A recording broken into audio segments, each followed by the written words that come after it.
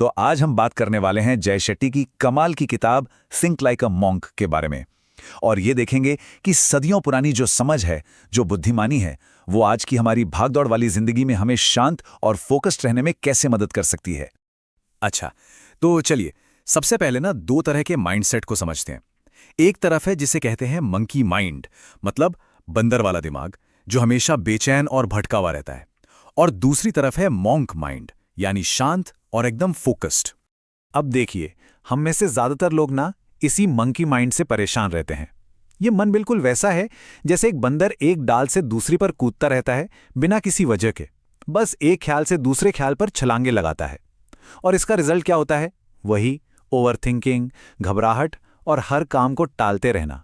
तो सवाल ये उठता है कि यार दिमाग में ये सारा शोर शराबा आता कहाँ से है, इसकी जड़ क्या है? और इसका जवाब बड़ा दिलचस्प है। ये हमें मिलता है 1902 के एक सोशियोलॉजिकल कॉन्सेप्ट में। ये थ्योरी क्या कहती है पता है? ये कहती है कि हमारी पहचान वो नहीं है जो हम हैं। हमारी पहचान वो है जो हमें लगता है कि दूसरे हमारे बारे में सोचते हैं।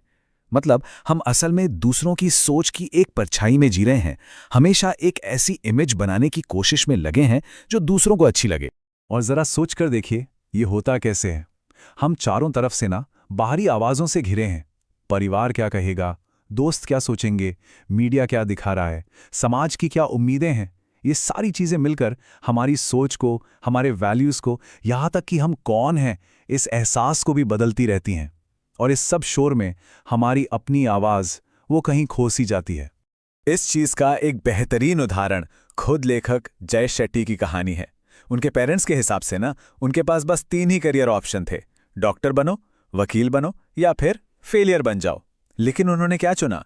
उन्होंने एक मॉन्क बनने का फैसला किया। एक ऐसा रास्ता जो उनके परिवार की हर उम्मीद, हर सपने के एकदम खिलाफ था। तो यहीं पर वो बड़ा सवाल आता है कि आखिर इस सारे बाहरी शोर शराबे से खुद को कैसे बचाएं, अपनी असली आवाज को, अपनी अंदर की आवाज को कैसे सुनें। चलिए अब इसका रास्ता देखते हैं। और ये रास्ता हमें मिलता है आश्रम की एक बहुत ही पावरफुल सीख से। ये सीख एक बहुत खूबसूरत मेटाफर का इस्तेमाल करती है। वो कहती है कि हमारी जो पहचान है ना, वो एक आईने की तरह है, लेकिन उस आईने पर दूसरों की राय और उम्मीदों की धूल जम गई है। तो मॉन्क माइंडसेट का पहला काम क्या है? बस इसी धूल को साफ करना, क्योंकि जब ये धूल हटेगी तभी तो हमें अपना असली चेहरा दिखाई देगा, है ना?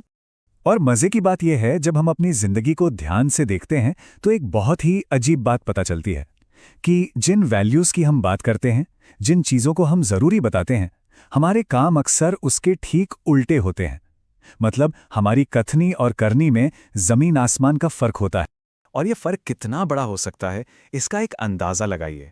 रिसर्चर्स का कहना है कि हम अपनी जिंदगी के औसतन 11 साल, सोचिए पूरे 11 साल सिर्फ टीवी और सोशल मीडिया पर बिता देते हैं। 11 साल, ये कितना ज्यादा वक्त है। तो पहला प्रैक्टिकल स्टेप क्या है? अपनी जिंदगी का एक छोटा सा ऑडिट। खुद से बस कुछ सवाल पूछने हैं, जैसे मेरा फ्री टाइम जाता कहाँ है, मैं अपने दिमाग को क्या खिला रहा हूं, मतलब किस तरह का मीडिया देख सुन रहा हूं, और मैं अपने पैसे कहां खर्च कर रहा हूं। और फिर देखिए क्या इन सवालों के जवाब उन चीजों से मैच करते हैं जिन्हें आप वाकई में अपनी जिंदगी में सबसे जरूरी मानते हैं। ठीक है, तो जब हम अपने अंदर की दुनिया साफ कर रहे होते हैं तो हमें बाहरी दुनिया से आने वाली नेगेटिविटी से भी तो निपटना होगा, है ना? देखिए, नेगेटिविटी ना एक संक्रामक बीमारी की तरह होती है, बहुत तेजी से फैलती है और ये हमें अलग अलग तरह के लोगों में दिखती है।